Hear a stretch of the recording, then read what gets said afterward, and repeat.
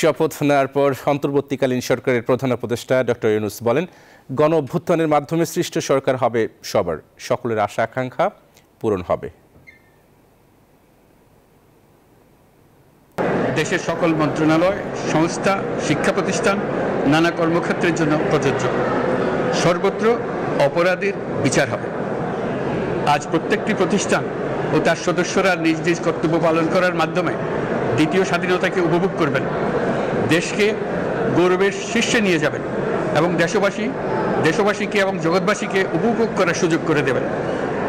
আমি জাতির পক্ষ থেকে প্রত্যেকে নির্ভয়ে আনন্দ চিত্তে নিজ নিজ কর্মস্থলে নিজ নিজ সামর্থ্য নিয়ে এগিয়ে আসতে অনুরোধ করছি। এই অভ্যুত্থানের মাধ্যমে সৃষ্ট সরকার দেশের প্রত্যেকের সরকার। এখানে থাকবে সকলের আকাঙ্ক্ষা পূরণের অধিকার। অরাজকতার বিষবাষ্প এখন যেই ছড়াবে, বিজয়ী ছাত্র জনতা সহ মুক্ত মানুষের আইনশৃঙ্খলা বাহিনীর পূর্ণ শক্তি তাকে ব্যর্থ করে দেবে।